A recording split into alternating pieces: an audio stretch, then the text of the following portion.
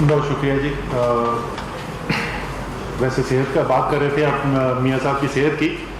تو الحمدللہ وہ کوئی فواد چودھری سے کم صحت مند نہیں لگ رہے تھے. اللہ تعالیٰ ایسے ہی تندرست رکھے ان کو.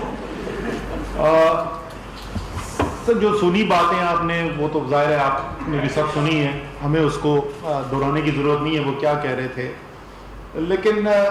سوال یہ پیدا ہوتا ہے کہ کل انہوں نے یہ باتیں کیوں کی اور یہی بات کیوں کی.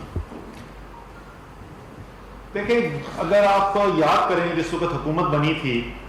اور پہلی تقریر تھی شاید وزیر اعظم کی, پہلی یا دوسری تقریر تھی, تو اس کے اندر انہوں نے قوم کو بتایا تھا کہ یہ جو اپوزیشن ہے یہ اس کی صرف سیاست داؤ پہ نہیں لگی ہوئی, ان کی جو پچھلے 20 اور 30 سال سے بنائی ہوئی جائیدادیں ہیں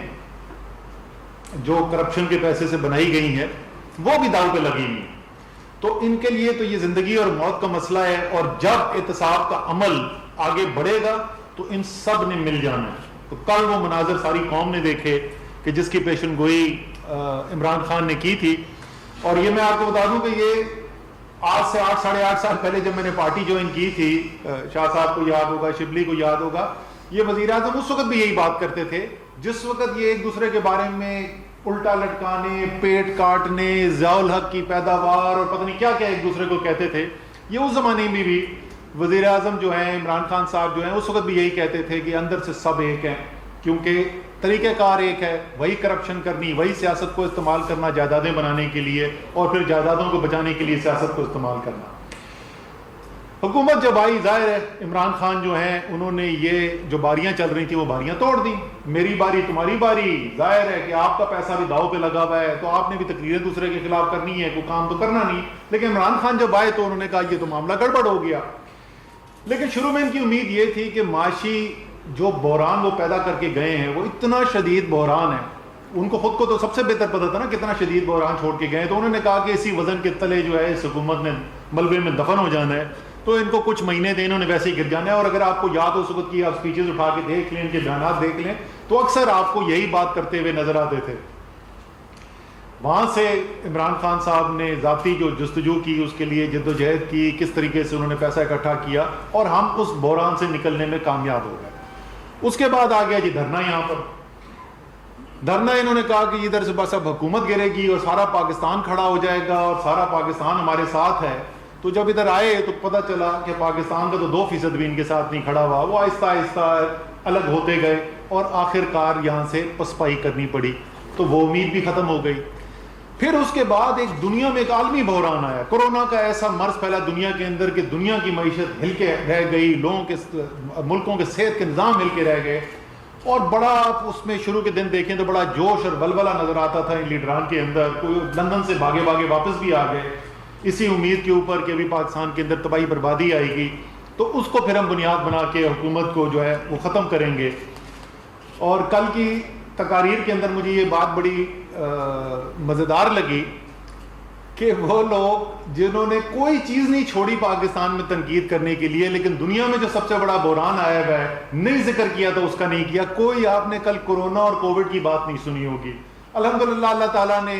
کامیابی دی, وزیر اعظم کی بالکل واضح ایک موقف تھا اور آہستہ آہستہ دنیا جو ہے اس موقف کو مان گیا. اور آج یہ صورتحال ہے کہ ورلڈ ہیلتھ آرگنائزیشن سے لے کے یونائٹڈ نیشنز جنرل اسمبلی کے صدر تک سب پاکستان کی مثال دے رہے ہیں کہ ان ممالک میں سے ہے جس سے دنیا سیکھ سکتی ہے. وہ بھی موقع ہاتھ سے نکل گیا جی.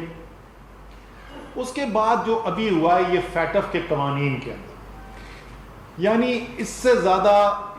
شرمندگی کی کیا بات ہو سکتی ہے, اور یہ کتنے ڈیسپریٹ ہیں, یہ کتنی ان کی پریشانی کس نہج تک پہنچ گئی ہے, اس کا اس سے اندازہ لگائیں کہ ایسے قانون جس کا کوئی سیاست سے تعلق نہیں, کسی سیاسی پارٹی سے تعلق نہیں, وہ صرف اور صرف پاکستان کو بلیک لسٹ سے بچانے کے لیے قوانین بنائے جا رہے ہیں. ان قوانین کے اوپر بھی انہوں نے بھرپور مخالفت کی. پہلے تو وہ سمجھے بڑے خوشی ہوئی جی ان کو, میں اور شاہ صاحب بھی ان کے ساتھ بیٹھے شروع میں تو بڑی ان کی امید تھی کہ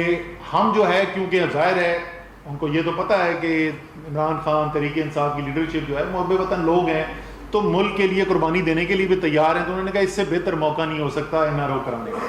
تو وہ NRO جس سے وہ بولتے تھے ہم کبھی نہیں مانگیں گے, اور بار بار پوچھتے تھے کون سا NRO, تو وہ این آر او کی ایگزیکٹ شکل صورت انہوں نے قوم کے سامنے رکھ دی 34 ترامیم نیب قوانین کے اندر. انہوں نے کہا جی یہ کرو گے تو ہم فیٹف پہ سیدھا سیدھا بلیک میلنگ، یہ کرو گے تو پاکستان کو بلیک لسٹ میں جانے سے بچائیں گے، ورنہ پاکستان بلیک لسٹ میں جاتا ہے تو جائے، ہمیں اپنی جائیدادیں بچانا ہمارے لیے زیادہ ضروری ہے. لیکن اس کے اندر بھی ان کو پے در پہ شکست ہوتی گئی، اور صورتحال ان کو یہ نظر آئی کہ ان سے تو 200 ممبر جو اسمبلی، قومی اسمبلی اور سینٹ کے اندر ہیں، وہ بھی نہیں ان سے سنبھالے جا رہے. تو ایک پینک جو ہے وہ ایک اور لیول کے اوپر ان کا پہنچ گیا، اور اسی کے اندر ایک اینٹی منی لانڈرنگ قانون جو پاس ہوا ہے، اس سے ظاہر ہے ان کی اپنی جو باہر منی لانڈرنگ کی ہوئی جائیدادیں ہیں اس کا بھی خطرہ ہے. تو یہ تو وجہ ہے کہ یہ کیوں اس وقت اتنے پینک میں، اور یہ اب کس طریقے سے چاروں طرف ہاتھ پیر مارنے کی کوشش کریں گے کس طریقے سے ہم جس پریشانی کے اندر آ گئے ہیں اس سے نکلا جائے.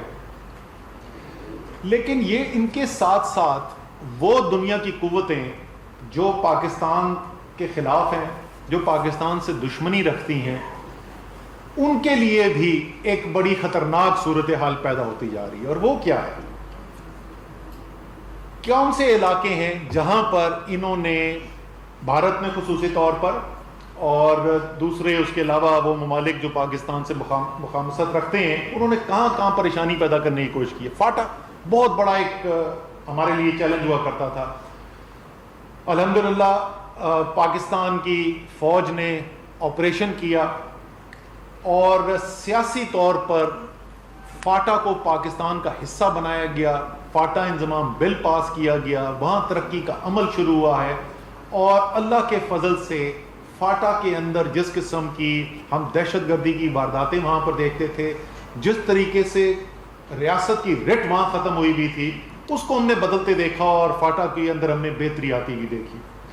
کراچی پچھلے 20-25 سال استعمال کیا گیا، کراچی کی صورتحال آپ نے دیکھی، سیاسی طور پر بھی بہتر ہونی شروع ہوئی، وہاں کے سیکیورٹی کے معاملات بھی بہتر شروع ہوئے، اور ابھی آپ نے دیکھا کہ ایک بہت بڑا تاریخی پیکج جو ہے کراچی کی ترقی کے لیے بھی بنایا گیا. بلوچستان جہاں پر ابھی بھی دہشت گردی جاری ہے، جہاں پر پورے یہ کا زور ہے پاکستان مخالف قوتوں کا، تو وہاں پر بھی آپ کو پتا ہے کہ خصوصی پیکج وزیر اعظم نے کہا ہے کہ بلوچستان کے لیے بنایا جائے، اور انشاءاللہ اگلے 2-3 ہفتوں کے اندر اس کا بھی اعلان کر دیا جائے گا. ایک بہت بڑا پیکج، اور بلوچستان کے بھی جو سب سے پسماندہ علاقے ہیں تاکہ بلوچوں کو ان کا حق دیا جائے، تو وہاں پر بھی. پھر افغانستان جس کی شاہ صاحب جو ہیں تفصیل کے اندر بات کریں گے، بٹ جو پاکستان کے لیے اس خطے کے لیے ایک صورتحال ایسی تھی جو خطرہ ہوتا تھا، وہاں الحمدللہ نہ صرف امن کی امید نظر آ رہی ہے، بلکہ امن کی امید اس صورت میں نظر آ رہی ہے جس کی بات عمران خان کرتے تھے جب وہ شاید پاکستان میں واحد سیاسی لیڈر تھے جن کا وہ موقف تھا، اور انہوں نے دو ٹوک موقف حاصل کیا اور دنیا اس کے اوپر ہے. اور وہ جو پچھلی حکومتیں جن کو سارے دنیا کہتی تھی کہ یہ سچ نہیں بولتے اور ڈو مور کے مطالبے کیے جاتے تھے، وہ آج تعریف ہو رہی ہے پاکستان کی، سب کہہ رہے ہیں کہ پاکستان مثبت کردار ادا کر رہا ہے. تو عالمی، جیسے میں نے کہا کہ شاہ صاحب اس کے اندر تفصیل کے اندر جائیں گے، تو عالمی قوتیں بھی جو ہیں جو ہمارے دشمن ہیں ان کو بھی نظر آ رہا ہے کہ پاکستان اس راستے پہ نکل گیا ہے اور وہ منزلیں اب حاصل کرنا شروع کر رہا ہے جہاں اگر اس کو فوری طور پر روکا نہیں گیا، اس کے لیے رکاوٹیں نہیں پیدا کی گئی، تو بہت پاکستان کو اس کے بعد پکڑنا مشکل ہو جائے گا. اور یہی وجہ ہے کہ کل جو تقاریر ہوئیں ان تقاریر کا آپ ذرا دیکھیں کہ سب سے زیادہ خوشی کی لہر میاں صاحب کی تقریر کی کل کہاں ہمیں سنائی دی. ہندوستان ٹائمز، انڈین ایکسپریس، زی نیوز، یہ کون سا ہے جی، یہ ٹوڈیز نیوز، تقریباً سب میں ایک ہی ہیڈنگ ہے. میں آپ کو اگر کیمراز دکھا سکیں یہ ہیڈنگ، اور تقریباً تمام کے اندر یہی ہیڈنگ لگی ہوئی ہے. تو بھارت کیا کہہ رہا ہے کل میاں صاحب کی تقریر کے بارے میں؟ بھارت یہ کہہ رہا ہے کہ نواز شریف کی سیاسی واپسی ہو گئی. اور وہ کیسے واپسی ہو گئی؟ کہ اس نے پاکستان کی فوج کے اوپر حملہ کر دیا. اب دونوں چیزوں کو ذرا سمجھنے کی کوشش کریں کہ کیسے دونوں جڑتی ہیں. یہ جو کامیابیاں ہم نے جن کی بات کی جو حاصل ہو رہی ہیں وہ اس لیے حاصل ہو رہی ہیں کہ پاکستان میں اس وقت ایک حکومت کام کر رہی ہے، پاکستان میں ایک جمہوری نظام کام کر رہا ہے جہاں فوج اور سول لیڈرشپ جو ہے وہ ساتھ مل کے پاکستان کے مسائل حل کرنے کی کوشش کر رہے ہیں، جہاں پر ایک دوسرے کو شک کی نگاہ سے نہیں دیکھا جا رہا، جہاں سویلین حکومت جو ہے وہ ہر ناکامی کی وجہ جو ہے وہ پاکستان کے اندر بھی اور دنیا کے اداروں میں بھی جا کر یہ نہیں بتاتی کہ ہمیں فوج کام نہیں کرنے دے رہی، اس لیے ہم کامیابی حاصل نہیں کر سک رہے ہیں۔ چاہے وہ کووڈ کا، کورونا کا مقابلہ ہو، آپ نے دیکھا کہ کس طریقے سے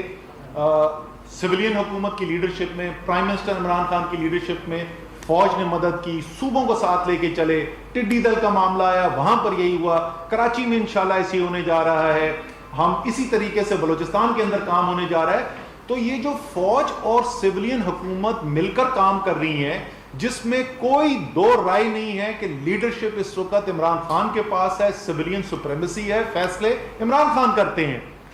اس نظام کو اگر چھیڑا نہیں گیا، اگر اس کو ڈسٹرب نہیں کیا گیا، اگر ان کے اندر پاکستان کی سیاسی لیڈرشپ اور فوج کے اندر دراڑیں نہیں پیدا کی گئیں، تو یہ اپوزیشن والے بھی یہی سمجھتے ہیں اور پاکستان کے دشمن عناصر بھی یہی سمجھتے ہیں کہ اگر ایسا کرنے میں وہ ناکام رہے تو پاکستان کو کامیابی سے کوئی نہیں روک سکتا۔ ساتھ میں یہ بھی کہوں گا کہ ذرا سا یہ جس طریقے سے کل حملہ کیا گیا، جس طریقے سے فوج کے اوپر، کم سے کم یہ تو سوچ لیتے کہ وہ آپریشن جو وزیرستان میں ہوا، جو پچھلی حکومت کی مسلم لیگ نون کے وقت میں ہوا تھا، اس میں شہادتیں فوج نے برداشت کی، اور وہ جنگ آج بھی دہشت گردی کے خلاف اور پاکستان کے دشمنوں کے خلاف ختم نہیں ہوئی۔ پوری دہشت گردی کی جنگ میں تو 6000 سے زیادہ فوجی شہید ہوئے ہیں، لیکن صرف اس سال 2020 میں ابھی ستمبر پورا نہیں ہوا، پہلے صرف 8.5 ماہ گزرے ہیں، اور اس کے اندر 150 سے زیادہ شہادتیں ہوئی ہیں ہمارے فوجی شہیدوں کی۔ یہ وہ فوج ہے جس کی کوئی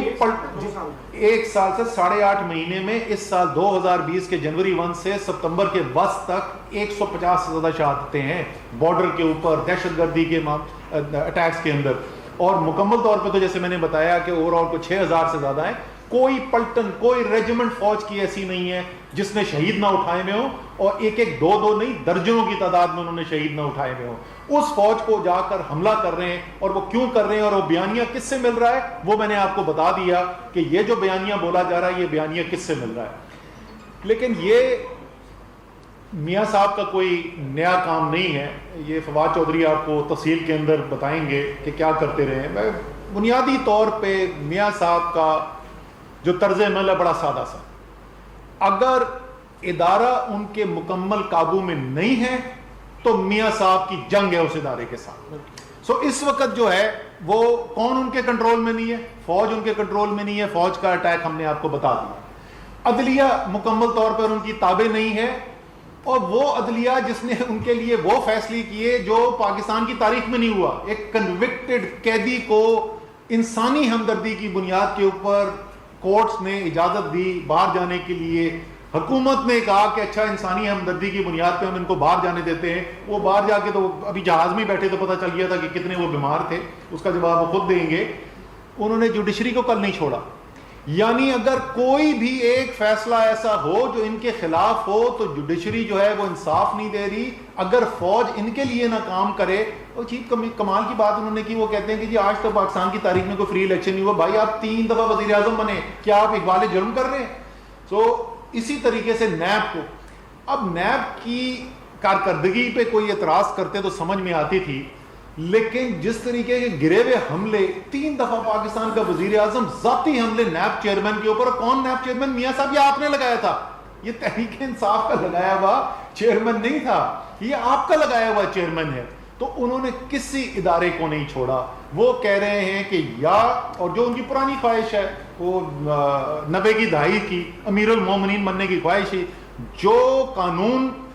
میاں صاحب کے آڑے آتا ہے وہ قانون ختم کر دیا جائے، جو ادارہ آزاد قانون کی بنیاد کے اوپر، آئین کی بنیاد کے اوپر کام کرے وہ ادارہ تباہ کر دیا جائے۔ وہی ان کی سیاست جو ہے وہ چل رہی ہے، اور آج تک بھی وہی سیاست ان کی آج بھی چل رہی ہے۔ اور اسی کی تفصیل میں بتانے کے لیے میں درخواست کروں گا فواد چودھری صاحب سے کہ وہ ذرا سا اور لوگوں کو یاد دلائیں, خاص طور پہ نوجوانوں کو جنہوں نے وہ نہیں دیکھا کہ میاں صاحب کی سیاست کا سفر کیا گزرا ہے. جی بسم اللہ الرحمن الرحیم. پہلی بات تو بڑی تفصیل سے اسد عمر صاحب نے, اس سے پہلے شبلی فراز صاحب نے جو بتایا, تو پہلے تو میں شبلی فراز صاحب کو مبارکباد سے شروع کرنا چاہتا ہوں. پاکستان میں نئی روایت کا آغاز کیا ہے انفارمیشن منسٹری نے. دیکھیے لیگلی اگر آپ جاتے اور سندھ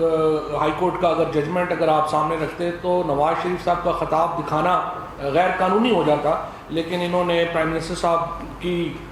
نے جس کھلے دل کا مظاہرہ کیا, انفارمیشن منسٹری نے اور حکومت نے جس طریقے سے فیصلہ کیا اور کہا کہ آپ اپوزیشن کی ساری تقاریر جو ہیں وہ دکھائیں, اور یہ ایک نئی روایت کا آغاز تھا. اور میرا خیال ہے کہ پارلیمان میں بھی جس طریقے سے تقریریں ابھی دکھائی جا رہی ہیں, پاکستان کی تاریخ میں اس طرح سے کبھی جو آزادی آج میڈیا کو اپوزیشن کوریج کے حوالے سے حاصل ہے, یہ پاکستان کی تاریخ میں اس سے پہلے کبھی حاصل جو ہے وہ نہیں رہی. دوسری بات یہ ہے کہ کل جو ابو بچاؤ کانفرنس ختم ہوئی,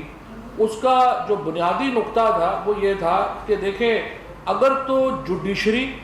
اور فوج ہمارے ساتھ ہیں تو ان سے اچھا کوئی ادارہ ہی نہیں ہے. اگر یہ عوام نے جس طریقے سے ان کو باہر نکالا اور عمران خان کی قیادت میں عوام نے جس طریقے سے نواز شریف کی حکومت سے جان چھڑوائی, اگر فوج اور جوڈیشری ہمارے ساتھ کھڑے نہیں ہوتے تو وہ بہت خراب ہے. اب اگر کل کی آپ نواز شریف صاحب کی تقریر سنیے تو اس میں کیا ہے, اس میں یہ ہے کہ فوج بڑی بری ہے, جوڈیشری بہت بری ہے, نیب بہت بری ہے. سو پاکستان میں سارا ہی بہت برا ہے, اسی لیے تو آپ لندن بیٹھے ہیں. اور یہ پہلے لیڈر ہوں گے پاکستان کی تاریخ کے جو مے فیئر کے مہنگے ترین اپارٹمنٹس میں بیٹھ کے لوگوں کو کہہ رہے ہیں کہ آپ سڑکوں پہ نکل آئیں. اب آپ اندازہ لگائیے اس مذاق کا جو نواز شریف قوم سے کر رہے ہیں اور ہمارے ساتھ کر رہے ہیں. اور پہلی بات تو یہ ہے کہ ہمیں اپنی غلطی ماننی چاہیے, اور وہ غلطی یہ تھی کہ ہم نے جس طریقے سے وہ باہر گئے اس طریقے سے ہم نے کوشش تو کی, 7 ارب روپے کا ہم نے بانڈ رکھا کہ کم از کم ہمیں, مجھے تو خیر پہلے دن سے پتا تھا انہوں نے واپس نہیں آنا, اسد بھائی نہیں مان رہے تھے, کہہ رہے تھے آ جائیں گے, اور باقی لوگ جو ہیں وہ کہہ رہے تھے کہ آ جائیں گے. لیکن اب ایشو یہ ہے کہ ہمیں پتا تھا کہ انہوں نے واپس نہیں آنا, اسی لیے ہم نے 7 ارب روپے کا بانڈ جو ہے وہ رکھا تھا. اور وہ 7 ارب کا بانڈ اب اسی جوڈیشری نے جس کو وہ کل تنقید کا نشانہ بنا رہے ہیں, اسی جوڈیشری نے ریلیکس کیا تھا, اور اسی جوڈیشری نے کہا تھا کہ نہیں شہباز شریف جو ہے اس کے اوپر چلے جائیں. جو کل کا جو ساری اگر ایمفیسس اگر نواز شریف صاحب کی تقریر کا آپ دیکھیں تو یوں لگتا ہے جیسے انہیں وہ جو بھولنے کی بیماری ہوتی ہے, الزائمر ہو گیا ہے, کہ ان کو یاد ہی نہیں رہا کہ وہ کس طریقے سے سیاست میں اٹھے. یعنی پہلا الیکشن جو انہوں نے لڑا 1979 میں تحریک استقلال کے ٹکٹ پہ, نواز شریف تو کونسلر کا الیکشن ہار گئے تھے گوال منڈی سے. 1983 میں جنرل جیلانی صاحب کی جو نظر ہے وہ اس نوجوان نواز شریف کے اوپر پڑی اور انہوں نے ان کو اپنا سپورٹس ایڈوائزر لگایا. 1985 میں جنرل جیلانی صاحب نے ان کو اپنا فائنانس منسٹر لگایا, اور اس کے بعد نواز شریف صاحب کا جب وہاں پر پنجاب میں ہوا تو پھر اور کوئی نہیں, اب جنرل ضیاء الحق صاحب جن سے وہ چاہتے ہیں کہ ہمارا کوئی تعلق جو ہے وہ جڑے ہی نہ, کوئی بندہ بات ہی نہ کرے, ضیاء الحق صاحب وہاں پہ تشریف لے کے گئے اور انہوں نے بتایا کہ نواز شریف کا قلعہ مضبوط ہے. یہ ابتدا تھی نواز شریف کی سیاست کی. اس کے بعد اگر آپ عدلیہ کی بات کریں, 1993 میں نواز شریف کی حکومت وہ واحد پاکستان کی تاریخ کی حکومت ہے جو آرٹیکل 52(8)B کے تحت ڈسمس ہوئی, اور پھر اس کو عدلیہ نے بحال کیا. اور بے نظیر بھٹو شہید کہتی تھی کہ یہ چمک کا نتیجہ ہے.